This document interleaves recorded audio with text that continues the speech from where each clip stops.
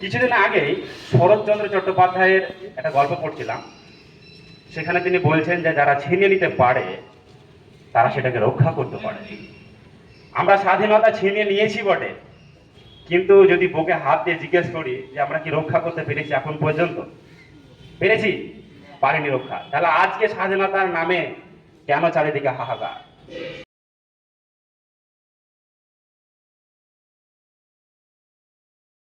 আসসালামু আলাইকুম ওয়া রাহমাতুল্লাহ। অসংখ্য ধন্যবাদ ইউনুস দাকে। আচ্ছা, আমার কথা ঠিক শোনা যাচ্ছে? ইউনুস দাকে অসংখ্য ধন্যবাদ এই জন্যই যে তিনি আমাদের যেন হিস্ট্রিটাকে একদম বইয়ের পাতার মতন করে বলে থাকেন, তাই না? আমাদের একটা মাধ্যমিক একটা ক্লাস, একটা কিভাবে একটা স্বৈরাচারী শাসন, ব্রিটিশদের কিভাবে একটা স্বৈরাচারী শাসন থেকে আমরা স্বাধীনতাটাকে হরণ করে নিয়েছিলাম। স্বাধীনতা আমাদেরকে দেওয়া হয়নি, কিন্তু আমাদেরকে স্বাধীনতা ছিনে নিতে হয়েছিল। কিছুদিন আগেই শরৎচন্দ্র চট্টোপাধ্যায়ের একটা গল্প পড়ছিলাম। সেখানে তিনি বলছেন যে যারা ছিনিয়ে নিতে পারে তারা সেটাকে রক্ষা করতে পারে। আমরা স্বাধীনতা ছিনিয়ে নিয়েছি বটে, কিন্তু যদি বুকে হাত দিয়ে জিজ্ঞেস করি যে আমরা কি রক্ষা করতে পেরেছি এখন পর্যন্ত? পেরেছি? পারিনি রক্ষা। তাহলে আজকে স্বাধীনতার নামে কেন চারিদিকে হাহাকার? সেটা পুরুষ হোক, নারী হোক, নারী পুরুষ ধর্ম, প্রত্যেকটা ক্ষেত্রে। তাহলে আজকে আমাদের এখানে প্রশ্ন যে আজকে স্বাধীনতা দিবস, the day of the emancipation, the day of the emancipation, the day of the freedom. আজকে স্বাধীনতা দিবস উপলক্ষে এই দিনটি বিশেষভাবে উদযাপন করা হচ্ছে। এটা শুধু আমাদের সিউড়িতে না, এটা শুধু আমাদের বাংলায় না, এটা শুধু আমাদের ওয়েস্ট বেঙ্গলে না, এটা সারা ভারতবর্ষ জুড়ে আমাদের একটা নেশন, যে কান্ট্রি, যে দেশ, যেটাকে আমরা ভারত মাতা হিসেবে চিনি। মাতা এই জন্যই বলা হয় যে this is the man, this is the land who can produce in terms of everything. এই দেশ আমাদের ইঞ্জিনিয়ার তৈরি করছে, এই দেশ ডক্টর তৈরি করছে, এই দেশ আজকে আমাদের সুনাম, আমাদের খ্যাতি, আমাদের মাহাত্ম্য, আমাদের বীরত্ব আজকে শুধু ল্যান্ডে না, আকাশে পর্যন্ত পৌঁছে দিয়েছে। হ্যাঁ কি না? তাহলে এই দেশকে এই জন্যই মা বলা হয় যে that can produce something in terms of anything. আমি কয়েকটা কথা বলতে চাই। প্রথম কথা, যে আমরা ফ্রিডম বলতে কি বুঝি? আমরা কেন এটাকে স্বাধীনতা দিবস হিসেবে পালন করছি, দিবস দিন? তাহলে আজ আমরা এই দিনটি কেন আমরা স্বাধীনতা দিবস হিসেবে পালন করছি, এর প্রধান কারণ কি, এর পিছনে কারণ কি, কেন আমরা উদযাপন করছি? আমি প্রথমত যে শব্দটা সম্পর্কে আমি কিছু বলতে চাই আমাদের ভাইদেরকে, সেটা হলো যে আমাদেরকে বুঝতে হবে যে what does mean really the freedom. Freedom মানেটা কি?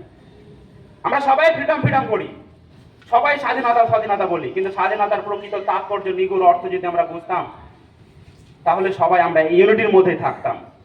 আর most important thing is that unity is power, divide is the failure. আমরা যদি ইউনিটির মধ্যে থাকতে, আমরা যদি ইন্টিগ্রিটির মধ্যে থাকতে পারি, তাহলে আমাদের ক্ষমতা।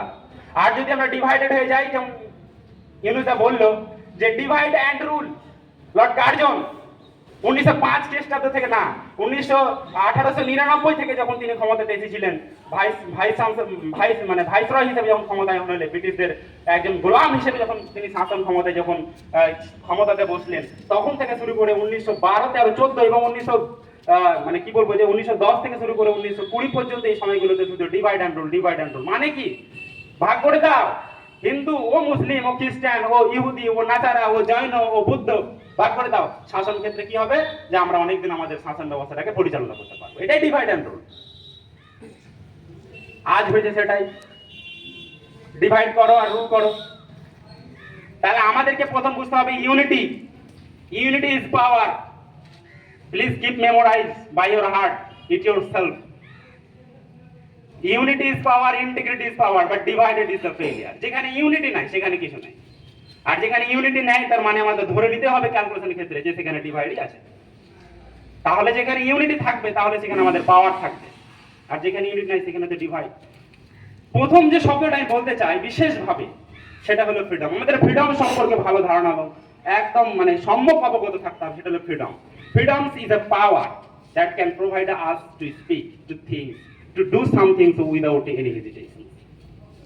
মানে ফ্রিডম হলো একটা ক্ষমতা, যে ক্ষমতা স্বাধীনতা হলো একটা ক্ষমতা, যে ক্ষমতা আমাদেরকে দিয়েছে, স্বাধীনতা যে ক্ষমতা, এই ক্ষমতা আমাদেরকে দেয় কথা বলার ক্ষমতা, আমাদেরকে দেয় কোনো কিছু নতুনভাবে চিন্তা করার ক্ষমতা, আমাদেরকে দেয় নতুন করে কোনো জিনিসকে ভাবার ক্ষমতা, মত বিনিময় করার ক্ষমতা।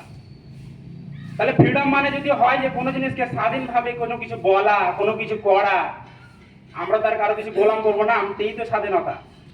এখন এই স্বাধীনতা নিতে গিয়ে কোন একজন ব্যক্তি সে স্বাধীনতা নিতে গিয়ে দেখা যাচ্ছে যে অন্যের হার্ম হচ্ছে, অন্যের ক্ষতি হচ্ছে, সেটা কি স্বাধীনতা? স্বাধীনতা সংজ্ঞাতে কি বলা হচ্ছে যে স্বাধীনতা হলো সেটাই যেখানে আমাদের কথা বলার অধিকার দেয়। স্বাধীনতার সংজ্ঞাতে বলা হচ্ছে সেটাই যে আমাদের যেখানে কর্ম করার ক্ষমতা দেয়, আমাদের কর্ম করবো সেখানে কোনো বাধা থাকবে না, এটাই তো স্বাধীনতা। আমরা দাসত্ব করবো না, এটাই দাসত্বের মানে বিপ্রতীপ যে শব্দ, অন্য যে মানে অ্যান্টাই শব্দ, সেটার নামই স্বাধীনতা। তাই স্বাধীনতা ভোগ করতে গিয়ে যাতে অন্যের ক্ষতি না হয়। কোনো একজন মুসলিম সে যখন কোনো স্বাধীনতা ভোগ করবে, আমাদেরকে দেখতে হবে যাতে হিন্দু ভাইয়ের কোনো ক্ষতি না হয়। কোনো একজন বৌদ্ধ যে যখন স্বাধীনতা ভোগ করতে যাবে কোনো বিষয়ে, সব ক্ষেত্রে, কর্মের ক্ষেত্রে, ধর্মের ক্ষেত্রে, চিন্তার ক্ষেত্রে, আমরা কথা বলার ক্ষেত্রে, অন্যের যাতে ক্ষতি না হয়। আমার ঘরে একজন আছে, তার পাশে যদি কেউ থাকে, আমার বাড়িতে, আমরা বাড়িতে কেউ আছি, আমার প্রতিবেশী যারা আছে তাদের যাতে কোনো ক্ষতি না হয়। স্বাধীনতা মানে এটা না যে আমার বাড়িতে বক্স বাজবে, গান বাজবে বিয়ের দিন, আর অন্যের বাড়ির ক্ষতি হবে, এটা স্বাধীনতা না ভাই, এটা স্বাধীনতা না। স্বাধীনতা হলো সেটাই যে তুমি অন্যের খবর কতটা তুমি রাখছো এবং সেই জিনিসটা তুমি নিজে থেকে মানে ভোগ করছো, সেটা স্বাধীনতা।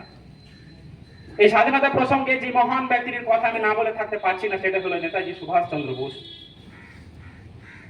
নেতাজি সুভাষচন্দ্র বসুর ঘটনা আমরা সবাই পড়ি ইতিহাসে, আমরা সবাই জানি ওনার সম্পর্কে। তিনি কোন মহান ব্যক্তি ছিলেন ভারতের স্বাধীনতার ইতিহাসে, সংগ্রামের ইতিহাসে। তিনি কলকাতা থেকে রওনা হলেন কাবুলের উদ্দেশ্যে, আজ যেটাকে আমরা আফগানিস্তান বলছি। নেতাজি সুভাষচন্দ্র বসু, ওনাকে অনেকজন সাহায্য করেছিল। শুধু কাবুল গিয়ে তিনি নিজেকে স্থির রাখতে পারেননি, তার লক্ষ্য ছিল আমি কিভাবে রাশিয়ায় পৌঁছাবো। সেই সময় স্ট্যালিন ক্ষমতাতে। কাবুল থেকে তিনি গেলেন জার্মানি। কেন জার্মানি গেলেন? সেই সময় একজন মানব হত্যাকারী, একজন বিশাল এক, আমরা সাহিত্যের, আমরা ইতিহাসের পাতায় যার নাম পাই, অ্যাডলফ হিটলার। তিনি কয়েক লাখ লাখ মানুষকে, ইহুদিকে তিনি নিধন করেছিলেন। আমরা জানি সেই ইতিহাস। কেন তিনি, নেতাজি সুভাষচন্দ্র বসু কেন হিটলারের কাছে গেলেন? এদিকে আমাদের মাতৃভূমি একটা মহান ব্যক্তিকে তিনি তৈরি করে দিয়েছিলেন, পয়দা করেছিলেন, যার নাম হলো গান্ধীজি। গান্ধীজি তিনি কোনো হিংসাতে বিশ্বাসী ছিলেন না। তিনি কখনো বিশ্বাস করতেন না যে কখনো ঝামেলা করে, দ্বন্দ্ব করে, মারামারি করে, রাহাজানি করে, হত্যা করে মানে স্বাধীনতা নেওয়া যায় না। স্বাধীনতার একটা প্রসেস থাকবে যেখানে একটা নম্রতা, কমনীয়তা, নমনতা, ভদ্রতা, যার সঙ্গে আমরা একটা ওয়েতে, একটা সিস্টেম্যাটিক্যাল ওয়েতে, একটা কনস্টিটিউশনাল ওয়েতে, একটা রুলস এন্ড রেগুলেশন ফলো করে আমরা স্বাধীনতা নিব। নেতাজি সুভাষচন্দ্র বসু কিন্তু কখনো এরকম রুলস এন্ড রেগুলেশনে বিশ্বাসী ছিলেন না। তিনি বলতেন লড়কে লেঙ্গে হামারা স্বাধীনতা, যুদ্ধ করে নিব আমরা। এই যুদ্ধের জন্যই তিনি গিয়েছিলেন কোথায়? বার্লিন গেছিলেন। বার্লিন জার্মান, সেই সময় রাজ করছেন বার্লিনে কে? Adolf Hitler. তার কাছে নিয়েছেন সামরিক ক্ষমতা। নেতাজি সুভাষচন্দ্র বসু একদিন সন্ধ্যাবেলায় হিটলারের সাথে কথা বলছেন যে এই অবস্থা আমাদের দেশে, স্যার আমাদেরকে স্বাধীনতা দিতে হবে, আর এই স্বাধীনতার জন্য আপনারা যে বিশাল এক সৈন্যবাহিনীর সমাহার ঘটিয়েছেন, এই সৈন্যবাহিনী আমার সাহায্য প্রশিক্ষণের জন্য দরকার। তার জন্য দরকার হলে আমরা স্বাধীনতা পাওয়ার জন্য, স্বাধীনতার পর আমরা আপনাকে কিছু অর্থ কিছু দিয়ে হয়তো আপনাদেরকে সেই কম্পেনসেশন করব। অ্যাডলফ হিটলার একটা কথা বলেছিল নেতাজি সুভাষচন্দ্র বসুকে। সেই দিন সুভাষচন্দ্র বসুর চোখে অশ্রু এসেছিল। কি বলেছিল কথাটা? সেই দিন ছিল যে তোমরা আজ কেন, আরো 150 বছর পার হয়ে যাবে, 150 years will later come in your life that you will not achieve the freedom. Subhash Chandra Basu বলেছিল, কিচ্ছু বলেনি সেদিন অ্যাডলফ হিটলারকে। বলেছিল ঠিক है हम देख लेंगे हमारा স্বাধীনতা किस तरह से लेना होगा। সেই দিন নেতাজি সুভাষচন্দ্র বসু, যাকে আমরা লিডার বলি সব সময় আর কি, আমাদেরকে গুরু বলি আর কি, তো সেই দিন নেতাজি সুভাষচন্দ্র বসু তার সেই অফিস থেকে বেরিয়ে এসেছিলেন অশ্রু ঝরাতে। খুব দুঃখের বিষয়, নেতাজি সুভাষচন্দ্র বসু হিটলারের কাছ থেকে কোনো সাহায্য সহযোগিতা পেল না। যে আমার দেশ স্বাধীনতা করতে গিয়ে আমি আপনার কাছে কোনো সহযোগিতা পেলাম নাই বটে, আপনি উল্টা করে এমন কিছু মন্তব্য করে দিলেন যে ব্রিটিশদের ক্ষমতাকে আপনি নস্যাৎ করতে চাইলেন না। অথচ এটা অ্যাডলফ হিটলার প্রতিটা ক্ষণে প্রতিটা মুহূর্তেই কিন্তু ব্রিটিশদের বিরুদ্ধে ছিল। এই ব্রিটিশদের বিরুদ্ধে থাকার কারণে যখন তিনি হিটলারের কাছ থেকে যখন সামরিক কোনো সাহায্য সহযোগিতা আমাদের দেশের উদ্দেশ্যে পেলেন না, তখন তিনি কোথায় রওনা দিলেন? রাশিয়ার রেড ফোর্ট, যে রেড তাদের যে লাল বাহিনী, লাল কোর্তা বাহিনী ছিল, তাদের সাহায্য সহযোগিতা করার জন্য সেখানে কিন্তু পৌঁছে গেছিলেন। এবং সেখান থেকে আমরা জানি তিনি কিন্তু ওখান থেকে জার্মানি পৌঁছে, সুদূর প্রাচ্যের দেশ, তখন কিন্তু বিশাল ক্ষমতাশালী, পুরো সেই যে প্রশান্ত মহাসাগরের উপর তার করায়ত্ত ছিল, সেই দেশটার নাম আমরা সবাই জানি, সেটা হচ্ছে জাপান। হিজেকি তোজো সেই সময় রাষ্ট্রের ক্ষমতায়। হিজেকি তোজো তিনি কিন্তু প্রচুর সাহায্য সহযোগিতা পেল স্বাধীনতার ক্ষেত্রে, তিনি লড়লেন, দেখলেন, অনেক কিছু করলেন। তো কিছুদিনের মধ্যে আর কি স্বাধীনতা ফিরে এসেছিল আমাদের মধ্যে। ইংরেজরা বললো ঘটনা পরম্পরায় যে প্রথমে 1757, তারপরে ঠিক 100 বছর পর, 100 সেঞ্চুরির পর সেটা 1858, 1858 পর এলো 1905, 1905-এর পরে এলো প্রথম মহাযুদ্ধ 1914 থেকে 1919, ট্রিটি অফ ভার্সাইয়ের মধ্যে শেষ হলো প্রথম বিশ্বযুদ্ধ। যে প্রথম বিশ্বযুদ্ধের মানুষ কিন্তু পৃথিবীর ওয়ার্ল্ডের পিপল কিন্তু কখনো এক্সপেক্টেড করেনি। It was not the expected thing, that event that will crop in the against of life. মানুষ কিন্তু প্রথম বিশ্বযুদ্ধ কেন, দ্বিতীয় বিশ্বযুদ্ধকে প্রত্যাশা করেনি। প্রথম বিশ্বযুদ্ধ চললো, দ্বিতীয় বিশ্বযুদ্ধ চললো 1939 থেকে 1945, আর 1945 মাত্র 202 বছর অতিবাহিত হওয়ার সঙ্গে সঙ্গে আমাদের স্বাধীনতা মিলল। কি কষ্টের স্বাধীনতা এটা! সুভাষচন্দ্র বসুর তো চোখেও জুটেনি এই স্বাধীনতা, জানো? সুভাষচন্দ্র বসু এই দিনটিকে দেখেনি। শুধু মারা যাওয়ার আগে একটা কথা বলেছিলেন সুভাষচন্দ্র বসু, যে আমার দুঃখে সব থেকে, আমার জীবনের যতদিন আমি অতিবাহিত করলাম এই ফ্রিডম স্ট্রাগল নিয়ে, আমার সব থেকে বড় দুঃখ হলো যে স্বাধীনতাটাকে আমি চোখে দেখতে পেলাম না। স্বাধীনতার দিনটি আমি চোখে দেখতে পেলাম, যদি পতাকা তুলেছিল আর কি। স্বাধীনতার এই দিনটি আমরা যে উদযাপন করছি, যে দিনটাকে আমরা পাচ্ছি, সেই দিনটা আমরা কখনো পাইনি। এই বলে কিন্তু তার শেষ নিঃশ্বাস ত্যাগ করেছিলেন। এই যদিও কন্ট্রোভার্সাল একটা ব্যাপার যে তিনি কিভাবে মারা গেলেন আর কি। অনেকে বলে এরোপ্লেন ক্রাশে হয়েছিল, অনেকে বলে যে তার সাফোকেশন হয়েছিল, অনেকে বলে তিনি নিজেই আত্মগোপন করেছিল নিজেকে বাঁচানোর জন্য, ইত্যাদি ইত্যাদি বিভিন্ন মত প্রচলিত আছে, সেদিকে আমরা যাচ্ছি না। মোট কথা হলো যে একজন ব্যক্তি কিভাবে স্বাধীনতার জন্য ছুটে যেতে পারে, একজন ইন্ডিভিজুয়াল ব্যক্তি কিভাবে স্বাধীনতার জন্য কিভাবে ছুটে যেতে পারেন, তার একটা কিন্তু মহান দৃষ্টান্ত কিন্তু নেতাজি সুভাষচন্দ্র বসু। আচ্ছা, শেষ পর্যন্ত একটা কথা আমি বলতে চাই, যে এই যে হিটলার একটা কথা বলেছিল আমাদেরকে যে তোমরা দীর্ঘ 150 বছর পার হয়ে যাবে তাও স্বাধীনতা অর্জন করতে পারবে না, এটা কিন্তু তার ওভার এস্টিমেট ছিল। কিন্তু কিন্তু বারবার কথা বলছিলেন, ডোন্ট আন্ডারএস্টিমেট। আন্ডারস্ট্যান্ড মানে হলো অবমূল্যায়ন করা কোনো জিনিসকে। Each and everyone has the potential, but everyone is itself is the doubt. পৃথিবীতে প্রত্যেকটা ব্যক্তির মধ্যে কিন্তু সেলফ পোটেনশিয়াল থাকে, কিন্তু সবার মধ্যে ডাউট, আমি কি পারবো? তুমি আমাকে জিজ্ঞাসা করো আমার মধ্যে পোটেনশিয়াল আছে, তোমাদেরকে প্রত্যেককেই জিজ্ঞাসা করাই তোমাদের মধ্যে পোটেনশিয়াল নেই, তোমাদের মধ্যে ক্ষমতা নেই, তোমরা পড়াশোনা করতে পারবে না, তোমরা স্বাধীনতার জন্য খাটতে পারবে না, তোমরা কি আগামী দিনে কোনো পার্লামেন্টে গিয়ে কথা বলতে পারবে না? পারবে, প্রত্যেকের মধ্যে কনফিডেন্স আছে। কিন্তু একই সঙ্গে একটা কথা প্রযোজ্য, প্রত্যেকের মধ্যে আবার কিন্তু সেলফ ডাউটনেসটাও আছে, প্রত্যেকের মধ্যে ডাউট। হিটলার যখন প্রথম ক্ষমতা আছে তখন মধ্যে ডাউট ছিল যে আমি কি রাষ্ট্রের ক্ষমতা অর্জন করতে পারবো, কিন্তু এই ডাউটকে একদম তিনি কিন্তু ধ্বংস করে দিয়েছিলেন তার মনের মধ্যে থেকে, যে there shall need no any kinds of doubt, আমার মধ্যে কোনো ডাউটই থাকবে না যে আমি পারবো, ব্যাস তাহলে আমি পেরে যাবো। এই ছিল অ্যাডলফ হিটলার।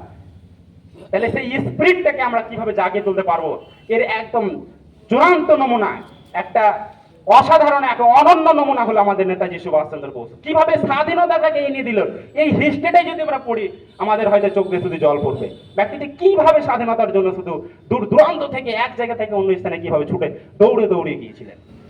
দীর্ঘ 3 মাস সাবমেরিনে থাকছেন একজন ব্যক্তি, কিভাবে থাকা যায়? It is impossible. সাবমেরিনে যাচ্ছে, সে কোথায় জার্মান থেকে চলে এলো কোথায়, মাদাগাস্কার থেকে ইন্ডিয়ার সেই পোর্ট ব্লেয়ার, সেই সমস্ত জায়গাগুলো দিয়ে শুধু সাবমেরিন চলে যাচ্ছে, পানির তলে যাচ্ছে গাড়ি। কি একটাই উদ্দেশ্য, স্বাধীনতা। স্বাধীনতার জন্য আমি সব কিছু ত্যাগ করতে রাজি। স্বাধীনতার জন্য না তার দেশকে ছাড়লো। নেতাজি সুভাষচন্দ্র বসু বলছে যে আমরা দেশে যদি থাকি তাহলে আমরা স্বাধীনতা পাবো না, সেই জন্য গেলেন বিদেশে গেলেন। তো এইভাবে আমরা দীর্ঘ একটা পর্যায় অতিক্রম করে আমাদের যারা ফ্রিডম, যে মহান ব্যক্তিরা স্বাধীনতা অর্জন করিয়ে দিয়েছিলেন, আজকে যে আমরা যাদের যে সমস্ত স্বাধীনতার তাদের পরিশ্রমের আজকে হয়তো এগুলো ফল ভোগ করছি আমরা। আজ যদি তারা যদি পরিশ্রম, অক্লান্ত পরিশ্রম যদি না করতো, যদি ইনডোমিটেবল স্পিরিট তাদের মধ্যে না থাকতো, যদি ইনস্টপেবল স্পিরিট যদি তাদের মধ্যে না থাকতো, তাহলে আজকে আমি হয়তো এখানে এইভাবে লেকচার দিতে পারতাম না, দু চার কথা বলতে পারতাম না। ব্রিটিশরা হয়তো বলতো, হে তুই কে, চল ভাগ এখান থেকে, এটা এসে দাঁড়িয়ে কথা বলছিস, তাই কিনা? তাহলে সেই স্বাধীনতার আজকে আমরা সবাই সুফল ভোগ করছি। স্বাধীনতাকে আমরা সম্মান দিই, স্বাধীনতার দিনটিকে আমরা আসি, আমাদের হিস্ট্রি সম্পর্কে জানি। যে জাতি তার নিজের ইতিহাসকে ভুলে যাবে, সেই জাতি কিন্তু ধ্বংস অনিবার্য। এসো আমরা সবাই জানি, ইতিহাস পড়ি, ইতিহাসের পাতায়, হ্যাঁ, যে ম্যাথ পড়তো সে ম্যাথ পড়ো, যে সায়েন্সকে ভালোবাসছে সে সায়েন্সকে ভালোবাসা, অসুবিধা নেই। তাতে তাতে আমাদের দেশের উন্নয়ন সার্বিকভাবে হবে। কিন্তু আমরা যেন এটা না ভুলে যাই যে আমাদের একটা ইতিহাস আছে, দীর্ঘ ইতিহাস আছে। সেই ইতিহাসকে আমরা কালচার করব। আর যদি কালচার না করতে পারি তাহলে আমরা কালচার হতে পারবো না। এটা কথা বলা হয় যে the most important cultural people in the world is the Britishers. No, Britishers না, না, আমরা ব্রিটিশারকে নিজের স্থানটাকে দিয়ে দিয়েছি। কালচারাল পিপল আমরা হতে পারলাম না, আমরা আমাদের ইতিহাসটাকে পর্যালোচনা করতে পারলাম না, দেশের রাজনৈতিক বিষয়গুলোকে আমরা ভাবতে পারলাম না নিজের মতো করে, দেশের রাজনৈতিকটাকে পর্যালোচনা করতে পারলাম না। আমরা অন্যান্য বিষয়ে আমরা দাঙ্গা, রাহাজানি, হত্যা, তর্কাতর্কি, অহেতুক কথাবার্তা আমরা আজ জুড়িয়ে গেছি। এসো আমরা সবাই না জুড়িয়ে যাই অহেতুক কথাবার্তার মধ্যে, আমরা পর্যালোচনা করি আমাদের ইতিহাসকে, আমাদের অতীতকে আমরা গৌরবান্বিত করে তুলি। এই বলে আমার কিছু শব্দ, আমার লেকচার, আমার কিছু কয়েকটি কথা শেষ করলাম। আমার কথা বলার মধ্যে যদি কোনো ভুল ত্রুটি, শব্দগত চয়ন যদি ভুলে থাকে তাহলে ক্ষমা দৃষ্টিতে দেখতে, কারণ আমি একজন মানুষ। Man has the right, man has the religions of একটা মিরর। মানুষ তো ভুল করবে, এই মানুষদের মধ্যে ওরাই সব থেকে উত্তম যারা নিজেদেরকে শুধরে নেয়। এই বলে আমি আমার সংক্ষিপ্ত বক্তব্য শেষ করলাম।